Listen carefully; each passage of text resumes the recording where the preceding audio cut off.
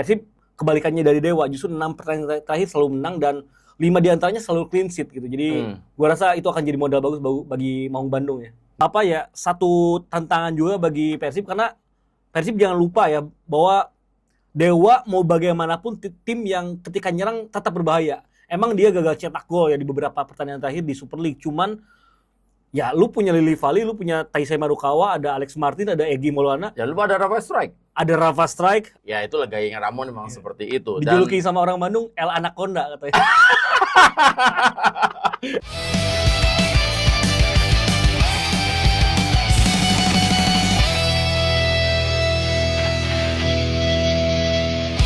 Assalamualaikum warahmatullahi wabarakatuh.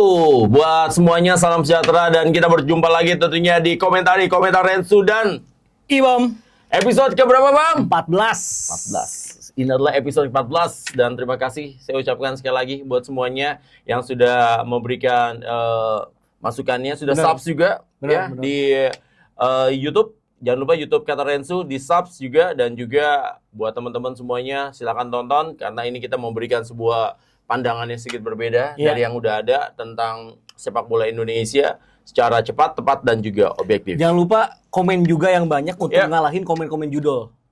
Ya komen judul itu nggak bisa dilawan, lawannya dengan komen yang banyak. Gitu ya. Dari teman-teman. Baiklah, ya langsung sekarang kita membahas tentang Super League di pekan ke-13. Ya. Ini ada pertandingan antara Persib Bandung menghadapi Dewa United ya. Betul. Bang, ini pertandingan yang sangat menarik. Di pertandingan ini sudah ditunggu-tunggu bagaimana nanti Boyan Hodak akan bertemu dengan Jan Olde Rickering. Dan kalau kita juga bisa melihat banyak orang yang menunggu-nunggu juga bagaimana Ramon mencetak gol perdananya. Dan ini menjadi momentum tentunya setelah kemarin juga berhasil meraih kemenangan ya dari Selangor. Dan ada rest yang cukup panjang. Ya, benar. Ini pasti akan lebih punya waktu untuk bisa tampil maksimal lagi. Dan menurut lo di pertandingan ini kira-kira siapa saja pemain yang akan bisa dimainkan untuk pertandingan menghadapi Dewa United? Tentu untuk Persib sendiri ada beberapa nama yang nampaknya gak bisa bermain. Siapa yang gak bisa bermain, Bang? Update terakhir yang gue ketahui dari kondisi pemain adalah Adam Alis yang masih serius loh? Adam Alis gak bisa main? Terakhir updatean dari teman-teman gue yang wartawan di Bandung ada sedikit gangguan di otot-otot kaki kirinya kalau nggak salah. Jadi karena jadwal cukup padat ya. Padat juga. Terus sempat ada benturan ketika laga lawan Selangor, itu baru kerasanya kemarin pas sebelum jeda lama. Terus juga ada beberapa pemain mungkin Putros kalau nggak salah akumulasi kartu ya. Kalau nggak salah ya. Itu akan jadi satu tantangan juga. Tapi sisanya tetap siap tempur. Masih ada Eliano Renders, ada Tom Haye, lalu juga Andriung sama Ramon juga siap main, William Marsilio, Berguinho sama Barros juga tidak ada masalah. Ya, Ramon ini lagi dibicarakan dalam beberapa timeline gitu kan, karena celananya yang sering digulung ke atas gitu kan ya. Jadi tapi ya memang ya itulah gayanya Ramon memang seperti itu. Dijuluki sama orang Bandung El Anaconda katanya. Anaconda. Dari Amazon di Brazil. Iya. Tapi itulah sepak bola ya. Menarik lah untuk hal-hal yang seperti itu untuk pembahasan di luar. Nah, Bam, kita langsung saja melihat bagaimana lawannya ini kan menghadapi Dewa United, dan ini juga menjadi sebuah pertandingan Dewa United dalam beberapa laga terakhirnya lagi struggling dengan kondisinya, dan sekarang bertemunya juga Persib Bandung yang secara peringkat ya kan sekarang adalah berada di peringkat 4 dengan poin 19, dan ini adalah persaingan dengan Malut, persaingan juga dengan Persija Jakarta untuk mengejar Borneo FC. Ya, berat sebenarnya bagi Dewa United, di mana untuk Super League sendiri mereka sudah 5 pertandingan gagal menang dan 4 diantaranya kalah beruntun ya. Kalah beruntunnya juga tidak pernah cetak gol, itu menjadi catatan besar bagi tim dengan market value paling mahal dan produktivitas tertinggi di Liga 1 musim lalu. Jadi memang ini menjadi satu tamparan keras bagi Jan Olde Rickering, dan posisi kursinya juga mulai agak panas kali ini di Dewa United, dan gua rasa dinamika itu yang membuat Persib akan lebih diunggulkan. Meskipun nggak ada jaminan Persib menang, karena melawan Dewa United dalam setidaknya 2 musim terakhir Persib itu cukup kesulitan dengan bagaimana Jan Olde selalu bisa menemukan counter strategi yang dimiliki oleh Boyan Hodak. Tapi kalau ada satu hal yang membuat Persib mungkin bisa lebih diunggulkan di laga ini adalah momentum, karena Persib kebalikannya dari Dewa, justru 6 pertandingan terakhir selalu menang dan 5 diantaranya selalu clean sheet gitu. Jadi gua rasa itu akan jadi modal bagus bagi Maung Bandung ya. Betul. Sementara kalau misalnya banyak orang yang bertanya ya, ini makanya versi Ibam sendiri, apa yang mau buat Dewa United struggling dengan kondisi sekarang ini? Versinya Ibam lah. Karena kan banyak juga yang sudah pada ngomong, tapi kan gue harus tanya juga dong. Ini partner gue soalnya. Ibam, menurut Ibam gimana? Menurut gue yang pertama ada 2 hal yang paling kelihatan. Yang pertama timnya nggak balance. Karena ketika menurunkan full pemain-pemain terbaiknya, nggak ada gelandang bertahan murni yang bisa fighting di lapangan tengah. Beban Jaja terlalu berat, sedangkan Mesidoro lebih ke box to box yang dia pasti bergerak kemanapun bola berlari, dan dia pun selalu jadi opsi passing bagi teman-teman lainnya di depan. Ini ngebuat beban Jaja keberatan. Mungkin ada Teofilo Numeri di sana, tapi Teofilo sayangnya nggak selalu inti. Yang kedua adalah ternyata duet center back Dewa musim ini tidak sebaik duet center back Dewa di musim lalu ketika Risto Mistreps ada. Bukan berarti secara individu Risto Mistreps lebih baik dibanding pemainnya sekarang, dibanding Kuipers ataupun Casio. Cuman chemistry-nya belum kejalin aja gitu. Casio sama Kuipers sama-sama kerap lengah, dan kelengahannya ini yang ngebuat Dewa selalu kehilangan momentum gitu. Nah, karena kalau secara serangan sebenarnya ada beberapa gol dianulir kan, dari Lili Pali, pernah dari Mesidoro pernah. Artinya memang mereka bisa nyerang, cuman mereka nggak bisa bertahan aja di momen ini. Terus kalau menurut lo, apa yang membuat Nick Kuipers juga sedikit ya belum menemukan penampilan terbaiknya seperti yang dia tampilkan di Persib Bandung? Nah, ini kan menarik nih bahasan dari Ibam. Menurut lo? Yang pertama adalah Kuipers selalu kesulitan ketika tim bermain dengan garis pertahanan tinggi. Karena dia seperti Jordi Amat juga gitu kan, ya memang tidak terlalu cepat lah untuk ukuran center back. Bukan berarti dia ball playing defender ya, tapi benar untuk ukuran center back dia pemain yang agak lamban sebenarnya. Ini pernah terjadi ketika Nick Kuipers di bawah Luis Milla di Persib. Bahkan ngebuat Nick Kuipers sempat dikeluarkan dari 11 pemain utama Persib kan, yang main satu Alberto Rodriguez. Dan itu sudah jadi apa ya? Jadi opini gue dari awal musim. Ini Kuipers di Dewa mungkin jadi rekrutan bagus, tapi kalau nggak tahu cara mainnya bisa jadi bumerang. Dan bener, apalagi Casio yang diharapkan tampil disiplin, ternyata tidak sedisiplin back dari Portugal musim lalu, Angelo Meneses itu jauh lebih disiplin. Gue agak heran kenapa Angelo Meneses ini nggak dilanjut sama Dewa dan lebih memilih Casio. Mungkin secara profiling Casio bagus ya, CV-nya juga bagus, di Malut juga main bagus. Cuma lagi-lagi dengan taktik Jan Olderik Kring yang main terbuka, main garis pertahanan tinggi, dua pemain yang cukup lengah dan sayangnya tidak memiliki kecepatan untuk bisa menetralisir kecepatan pemain-pemain yang ada di Indonesia gitu. Nah, itu kan tadi sudah kita bahas gitu kan, dengan hal-hal yang memang karena banyak orang yang nanya gitu. Ini kenapa nih Nick pindah dari Persib kok belum menemukan penampilan terbaiknya gitu. Ini tadi udah dijawab nih sama Ibam. Terus sekarang kita juga akan bisa melihat lagi, Bam. Dengan menurut gue nih Adam Alis ini kan pemain yang berharga ya, karena dia super sub gitu loh. Ketika lagi nggak jalan permainan, ya dialah menjadi pemain yang dipilih gitu kan. Lucu juga masih belum bisa main kan, nggak salah, karena masih kena suspended juga kan dengan hukuman. Berarti sekarang dengan ya kita belum tahu lah, nanti mungkin aja kan tiba-tiba menjelang pertandingan ada Malis fit gitu kan. Berarti kan yang main siapa? Mark Locke, Tom Haye mungkin kalau pilihan terbaik saat ini ada Malis ya. Nah, dengan kalau ada Malis misalnya mengalami cedera, siapa yang bisa dimainin, Bam? Ya bisa aja Etam main dari awal, Berguinho main di tengah, atau William Marcilio. Sebenarnya Persib itu untuk menambah 1-2 pemain yang absen tuh masih aman. Nggak terlalu berpengaruh. Nggak terlalu pusing Bojanoda, karena banyak pemain yang versatile untuk bisa berada di 1-2 posisi dibanding posisi utamanya dia gitu. Oke, ini berarti kita akan coba baca ya. Di belakang kemungkinan besar pasti Teja gitu loh. Teja. Oh, sama Barba nggak bisa main. Ah iya, Barba juga nggak bisa main. Berarti belakang kemungkinan besar yang akan main Kakang pasti di kanan. Ya kan? Di untuk kirinya, U23 pasti Kakang kayaknya. Ya, Eliano sudah pasti dia akan bermain di kiri. Bener. Double center back-nya berarti Matricardi sama Julio Cesar. Lalu Tom Haye bersama dengan Mark Locke. Ya. Lalu kemungkinan besar ada Beckham, William Marcilio, atau juga ada Julian Barros di sebelah kanan, dan depan antara Ramon atau enggak Andrew yang bermain starter. Ya, kalau ngelihat karakteristik permainan Dewa sekarang, mungkin gua sih lebih pilih Ramon untuk main di babak pertama ya. Karena kan Kuipers sama Casio di saat mereka lambat tapi mereka punya kekuatan, itu fisikalnya yang kokoh. Dan positioning kelebihannya, salah satu kelebihan itu positioning. Positioningnya Nick Kuipers itu salah satu yang terbaik. Untuk ngelawan dua center back yang kokoh itu, gua rasa karakteristik permainan dari Ramon Tanque lebih cocok untuk minimal main di babak pertama dulu. Berarti minimal buat bikin capek dulu. Berarti akan diturunkan dulu El Anaconda ini. El Anaconda, bener. Untuk babak yang pertama, ya. Iya. Tadi kan lu bilang di belakangnya siapa, mungkin Beckham bisa main di situ. Kalau enggak mungkin ada beberapa opsi ya. Ini antara Beckham atau Bergwijn mungkin ya, yang bisa main di nomor 10 dan di nomor 11 gitu. Bisa tukeran. Siapa yang di belakang striker, siapa yang ada di kiri. Karena di kanan nampaknya udah dikunci juga sama Barros. Ya.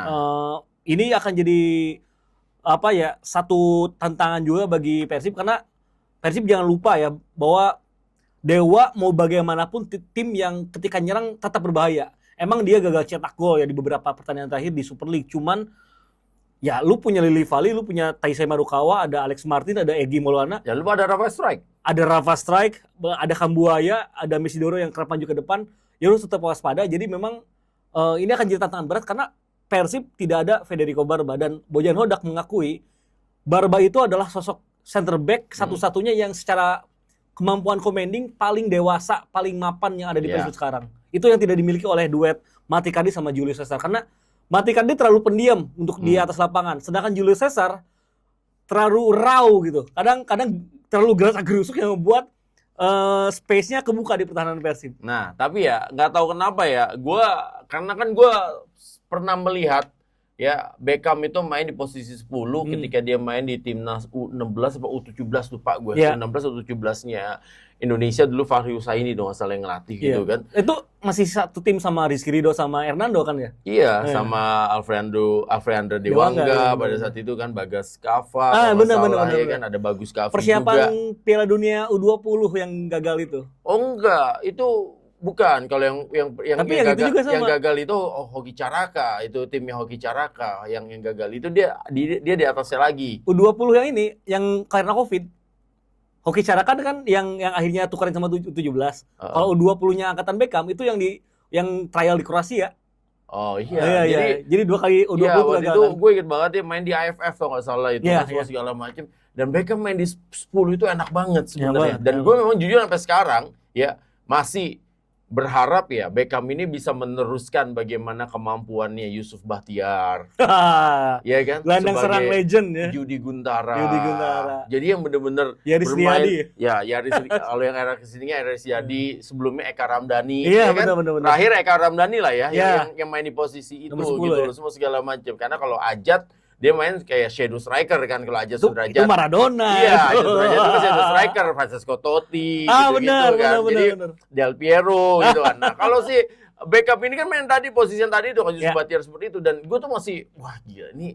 Karena menurut gue Beckham ini kan salah satu pemain yang itu tadi gitu loh, punya pegang bolanya juga bagus, dan juga dia punya speed, ditambah lagi kan lalu mencetak gol juga lumayan tinggi gitu loh. Jadi untuk seorang free roll atau sekarang kalau bahasa dulunya playmaker, ya dia punya potensi untuk hal seperti itu, dan ini sekarang dengan kondisi yang seperti ini ya bisa jadi dia juga dimainkan ya, walaupun juga ada Luciano juga gitu. Dan sebenarnya Beckham di musim ini sudah beberapa kali dicoba di nomor 10 ketika awal-awal Persib belum menemukan komposisi pemain yang tepat. Ini teman-teman yang nonton boleh koreksi ya kalau salah, karena kemarin kalau kita salah juga banyak yang ngasih tahu, dan nggak apa-apa dong. Teman-teman yang ngasih tahu caranya bener itu buat kita enak ya. Wah, terima kasih. Tapi kalau sambil marah-marah ya jangan marah-marah lah, santai lah gitu kan. Kalau kok ya ya memang begitulah ya. Ya kalau ngasih taunya ya kan gini. Jadi misalnya ini sekalian ya. Jadi misalnya Ibam suka salah gitu kan dalam membawakan sebuah pertandingan atau membawakan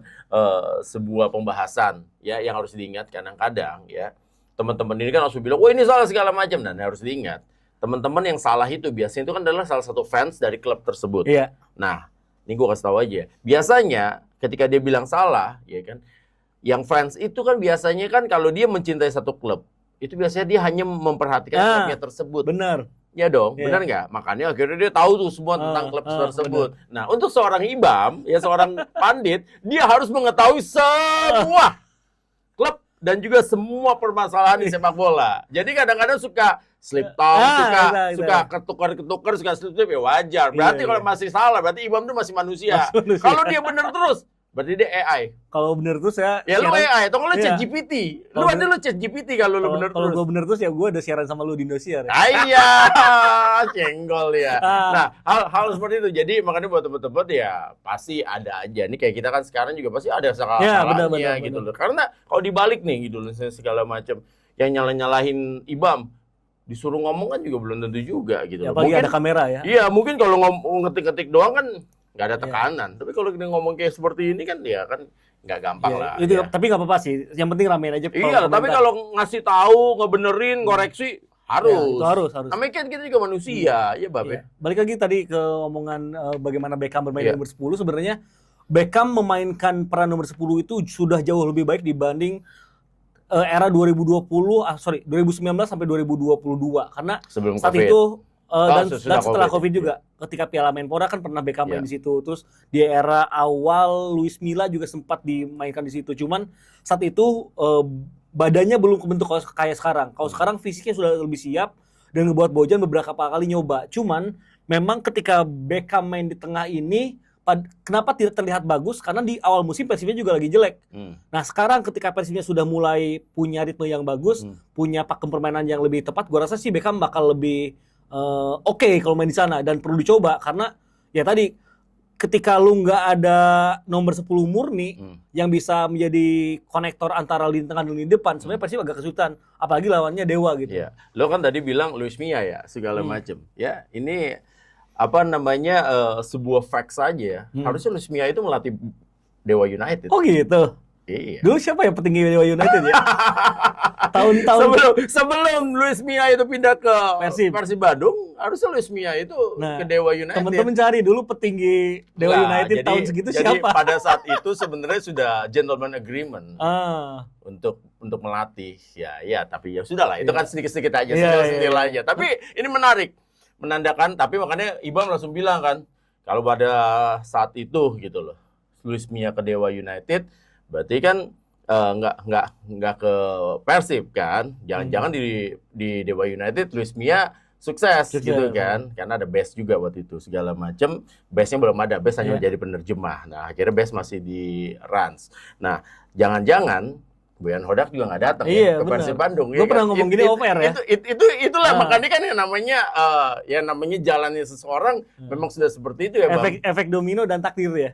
Jadi gue pernah ngomong off-air kayak gitu. Jadi kalau kenapa Luis Milla itu tetap penting bagi Persib, karena kalau Luis Milla nggak dipecat nggak bakal ada Bojan Hodak. Dan kalau nggak ada Bojan Hodak nggak akan ada back to back bagi Persib gitu. Nah, iya, jadi makanya itu adalah jalan gitu segala macam bla bla bla. Tapi apapun yang dikondisikan menurut gue ini adalah pertandingan yang sama sekali tidak mudah gitu kan. Walaupun bermain di home, berarti kan secara langsung lo mengatakan bahwa Persib Bandung nggak bisa semudah itu juga gitu kan terhadap Dewa United. Apalagi sekarang sebenarnya lo bilang, Jan Olde pasti kan akan mencoba untuk mengeluarkan kemampuan terbaiknya. Benar. Karena kalau sampai kalah lagi, ini kan juga posisinya juga tidak hanya tadi lo bilang, tidak hanya Ong Kingsui, tidak hanya Peter Drew, ya termasuk Jan Olde juga pasti udah mulai panas ya. Akan posisinya akan semakin berbahaya juga menurut lo Bang.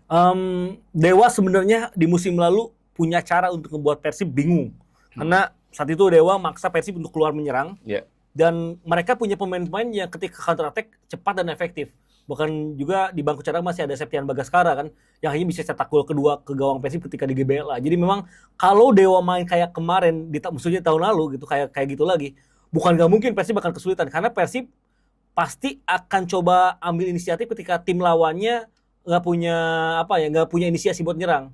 Kecuali kalau Dewanya justru ingin nyerang karena dia main kandang kan ya, main sebagai tuan rumah. Itu kesempatan Bojan Hodak, karena Bojan Hodak paling senang ketika menghadapi tim yang mainnya nyerang terus. Itu menjadi makanan untuk Bojan Hodak. Counter attack-nya sepak bola pragmatis, sepak bola reaktif ya. Sepak bola reaktifnya Bojan Hodak salah satu yang terbaik ya saat ini di Indonesia ya. Dan kebukti di laga lawan Selangor. Kalau pelatih lain itu nggak ada kepikiran 3 pemain asing ditarik keluar untuk memasukkan 3 pemain lokal. Itu hal yang nggak masuk akal untuk sepak bola Indonesia secara umum. Dalam kondisi ketinggalan. Bojan Hodak berani karena Bojan Hodak udah mengenal tim ini. Dia udah tahu bahwa Persib punya banyak cara bermain, punya playbook yang sangat banyak. Bahkan dalam kondisi tertekan, tertinggal, dia harus kayak gimana, dia tahu bagaimana ketika plan A-nya nggak jalan, harus bisa bertransformasi ke plan B-nya dengan smooth. Itu Bojan Hodak udah tahu semua. Jadi memang kalau dalam kondisi terbaik harusnya Persib nggak ada masalah. Untuk laga besok lawan Dewa mungkin akan unggul di atas lapangan. Nah, tapi kayak gini, Bam, ini pertanyaan gue sama juga seperti pertanyaan teman-teman yang lainnya gitu kan, bertanya soal bagaimana Persib Bandung gitu loh. Jika sekarang dengan materi pemain yang dimiliki saat ini, banyak orang yang bilang bahwa ini kalau sampai mereka melewati fase-fase pembentukan gitu kan, ini bakalan daya ledaknya ini akan lebih kencang, lebih dahsyat dibandingkan dengan 2 musim terakhir ini. Menurut lo gimana? Gue setuju. Walaupun memang challenge-nya juga lebih gede lagi. Salah satu faktornya adalah penambahan jumlah pemain asing di atas lapangan dan secara umum. Karena ini ngebuat akhirnya gap kualitas antar tim kan jadi tipis. Tapi bagi Persib sendiri dan Bojan Hodak, itu kedalaman skuadnya semakin gila. Karena pemain asing yang dimiliki oleh Persib, kecuali 2 striker dan Adam Cibek sebagai penjaga gawang, semuanya adalah pemain yang versatile, bisa bermain lebih dari 1-2 posisi. Itu yang membuat Persib beda dengan tim lain. Ada beberapa tim lain yang juga pemain asingnya mungkin kayak Persib, tapi nggak sebanyak Persib. Kayak Berguinho, William Marcilio, lalu juga William Barros, itu bisa bermain 2-3 posisi gitu. Hal itu yang tidak dimiliki oleh pemain-pemain asing yang ada di klub lain. Dan Persib merekrut pemain-pemain asing ini tidak asal rekrut berdasarkan rekor musim lalu, tapi ada by data gitu. Statistik bener. Ada statistik. Jadi buat teman-teman mungkin ya sekedar informasi juga. Jadi di klub itu manajemen itu ya mungkin gue bicara gue juga lah gitu segala macam. Gue tuh punya data statistik dan gue juga berlangganan data statistik gitu. Jadi makanya gue bisa tahu pemain-pemain seperti apa dan segala macam, dan itu dipakai juga ya sama Persib Bandung. Makanya pemain asingnya kecuali Adam Adam kiper gitu agak belum maksimal ya. Gue mungkin belum bisa bilang failed ya, karena belum 1 musim juga bener. Karena prematur kalau kita bilang failed. Tapi masih belum ya. Yang lainnya sih so far ya so good ya, Bam ya. Aman-aman banget. Termasuk William Marcilio, kata orang ini pemain yang gak guna di Persib, tapi jangan lupakan ketika Persib lawan Bangkok, Persib udah unggul. Dan sebenarnya Persib masih punya 2-3 big chance ketika William Marcilio masuk, karena kemampuan individunya sangat ngebantu. Termasuk ketika Persib lawan Bali United. Sebelum kartu merah Mustafik itu, Beckham dan William masuk untuk supaya kemampuan individu 2 pemain ini bisa mengekspos pertahanan Bali, dan akhirnya kejadian. Cerita gini lah, dalam sebuah tim ya, itu pasti yang namanya bad boys. Ya, gue bilang William Marcilio ini kan bad boys.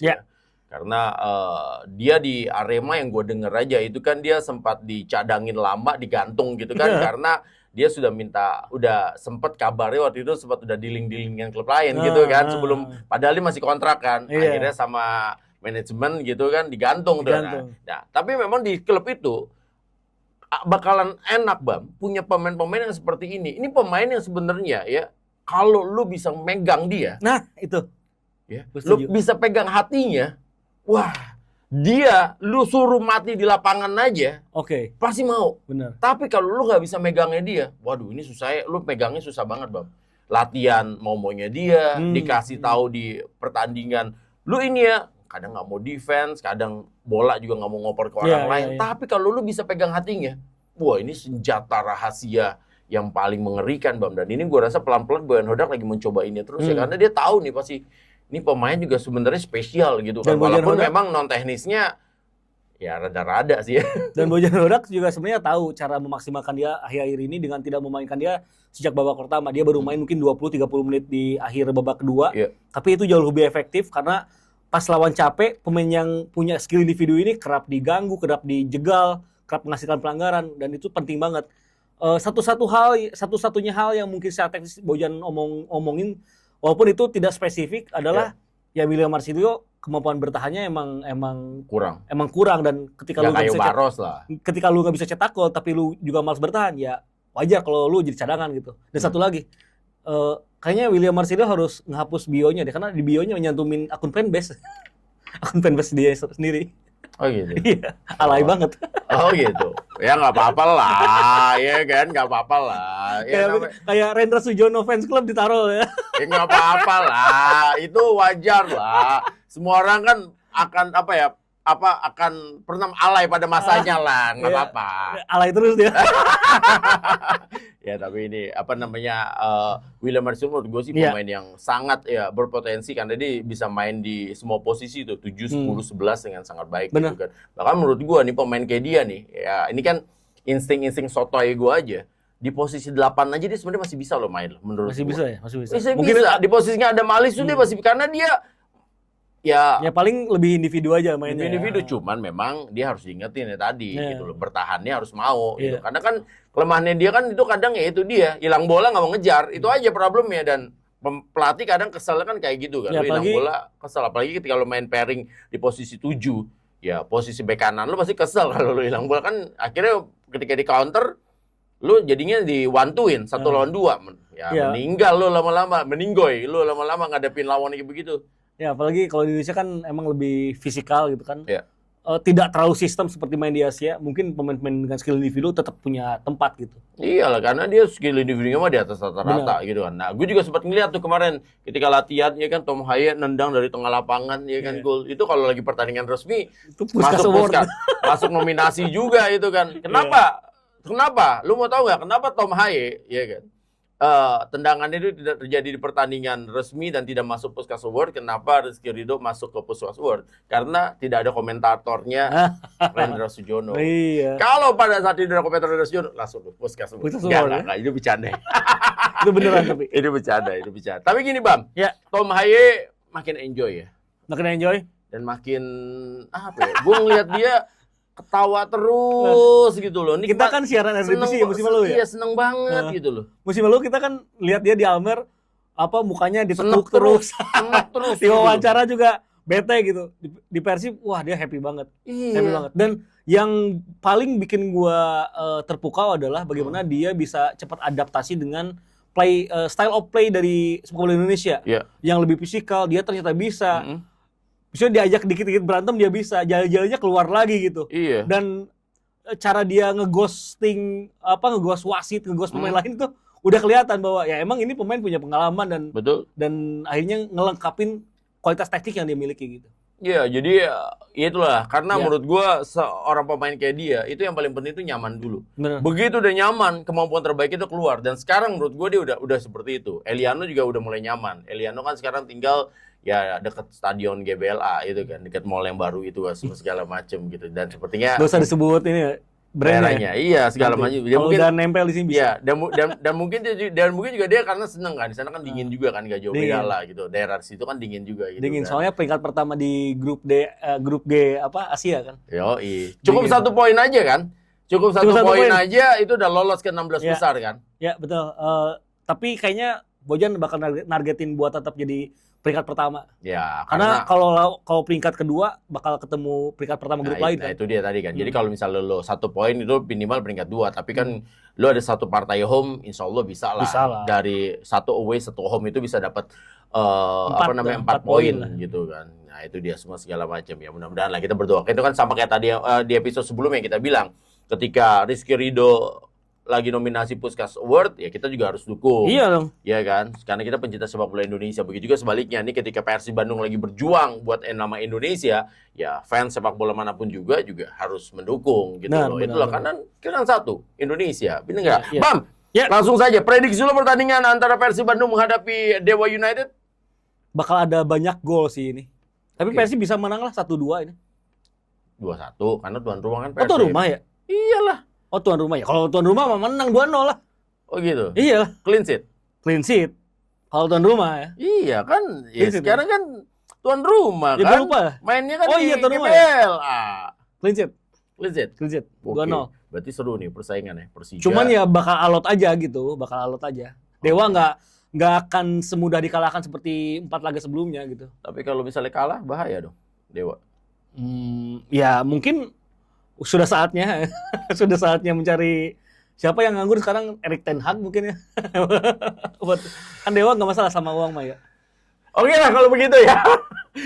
Ya kita sekarang lanjut ke pertandingan berikutnya Bam. Ini adalah Derby Jawa Timur. Sebuah pertandingan yang sangat ditunggu-tunggu. Dan kali ini Persebaya Surabaya akan bermain sebagai home menghadapi Arema FC. Dan dalam 6 tahun terakhir ya Bam. Ya. 6 tahun terakhir itu Arema nggak pernah menang lawan Persebaya Surabaya. Jadi terakhir kali menang itu tahun 2019. Benar. Di 15 Agustus. Setelah itu pertandingan berakhir dengan seri atau kemenangan buat Persebaya Surabaya. Memang di Indonesia itu turbulensinya sangat cepat ya, dari musim-musim bisa terus berganti, tapi memang Arema selalu tidak mendapatkan hasil positif ketika melawan Persebaya setelah era Covid ya. Yeah. Dan memang ada pengaruh juga karena di era Covid, pasca Covid, waktu liganya masih bubble, itu Persibaya di bawah Aji Santoso lagi oke banget. Dan ketika Arema musim depannya bakal oke, ada Kanjuruhan. Tragedi Kanjuruhan yang ngebuat secara mental tim drop lagi Arema, dan Persibaya justru lebih bagus di musim-musim sebelumnya. Namun untuk musim ini sebenarnya dua tim ini kan masih sama-sama labil lah, bisa dikatakan gitu ya. Masih sama-sama ada peringkat 8 sama 9. Oke, sekarang kita cek saja ya. Ini posisinya berdekatan. Persebaya Surabaya itu peringkatnya adalah 8, Arema itu adalah peringkatnya 9. Tapi poinnya sebenarnya mereka sama. Benar. Dan plus ya, gol agregatnya atau juga gol different-nya.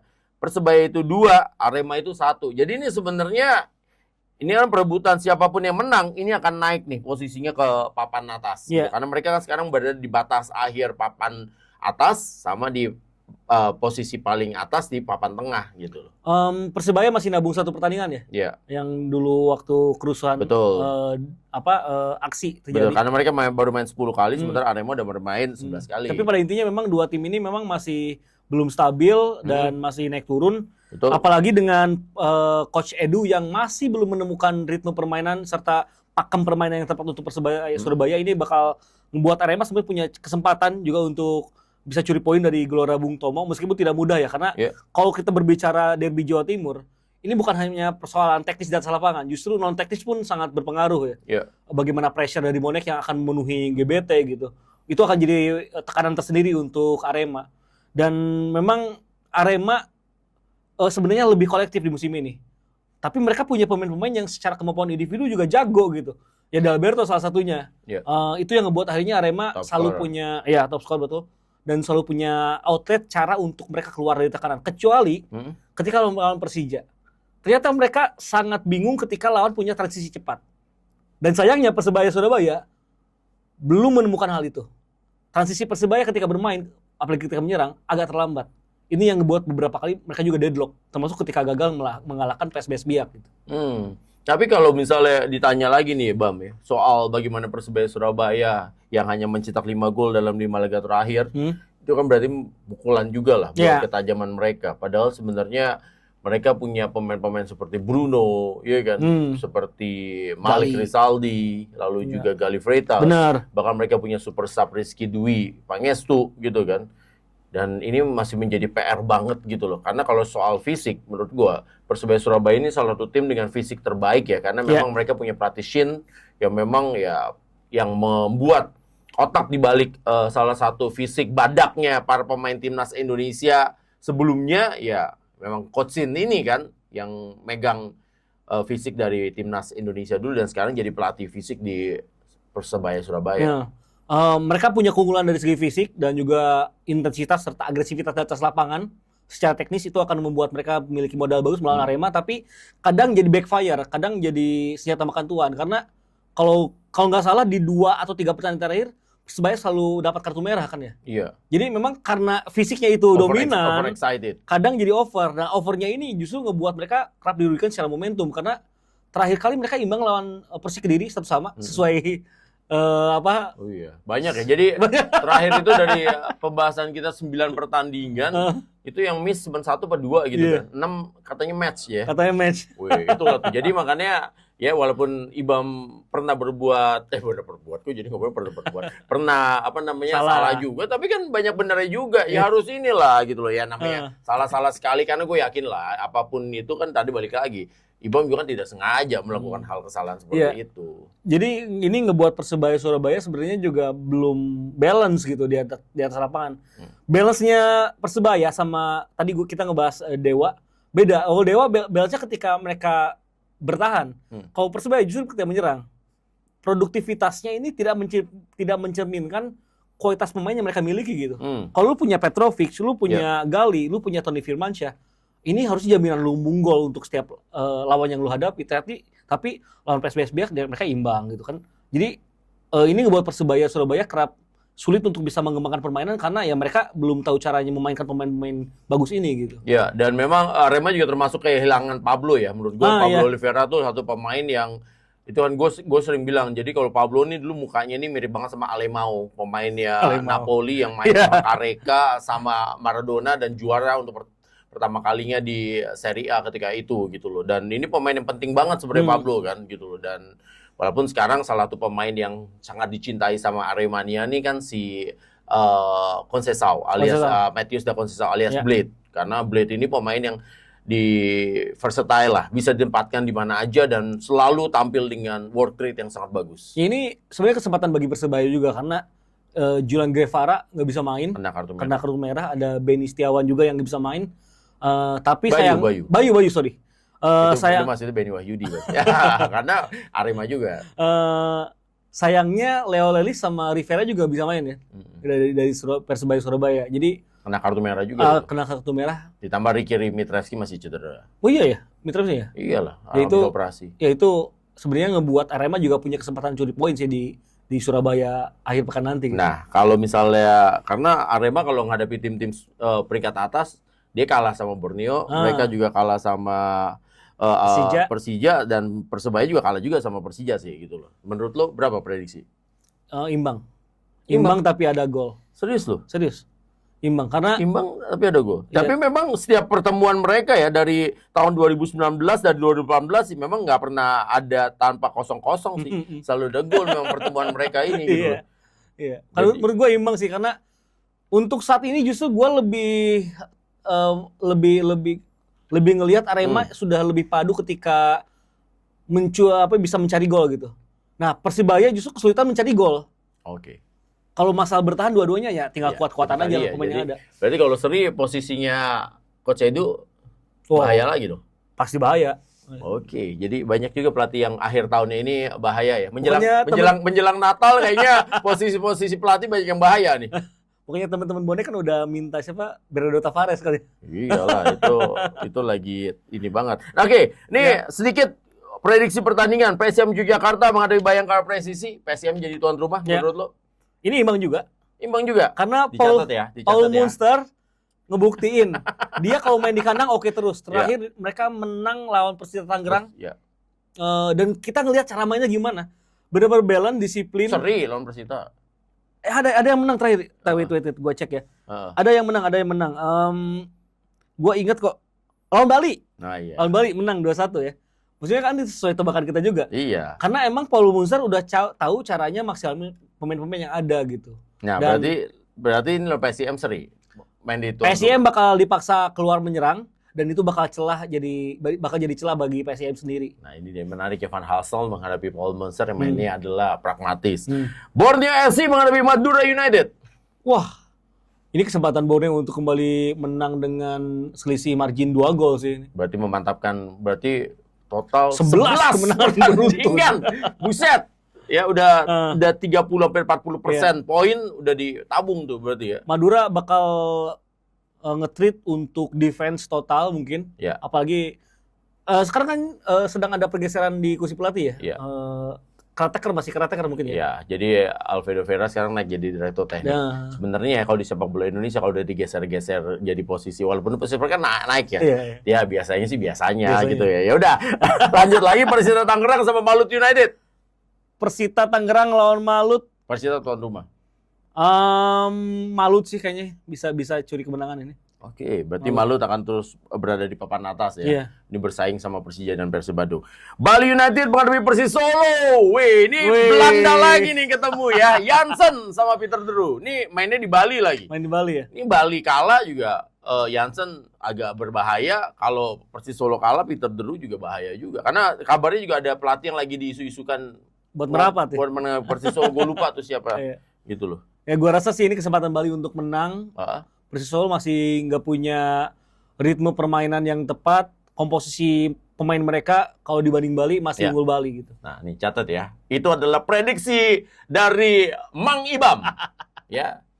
Minggu lalu ya sebelum kita break 9-6 bener gitu kan. Makanya sekarang kita tunggu nih, kita bahas minus pertandingan-pertandingan yang tadi sudah ketika ini tayang kan sudah lagi tayang juga gitu, nggak bisa kita prediksi. Nah itulah dia. Jadi namanya juga memprediksi. Jadi kalau makin hari ternyata IBAM terus nih ya benar terus, gua khawatir juga. Karena khawatir apa? Nanti lama-lama IBAM waktunya padat, susah dia tidak bisa hadir di komentari lagi. Berarti gua harus cari tandem komentari yang lainnya dan tidak mudah karena gue harus mencari komentari berarti kan yang belakangnya harus namanya depannya namanya I juga gitu loh. Bingung gue. Aman.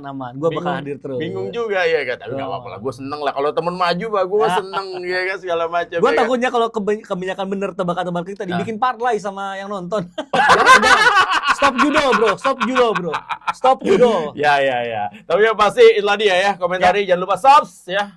Masukan, kritikan, silakan saja. Yang penting sopan. Benar. Sopan, santun, kita juga ya pasti juga akan membacanya. Tapi kalau misalnya yang gimana-gimana ya males juga gitu. Ya nggak? Oke, yang pasti ini dia episode ke-14, Bang. 14. Ya. Wassalamualaikum warahmatullahi wabarakatuh. Sampai jumpa lagi.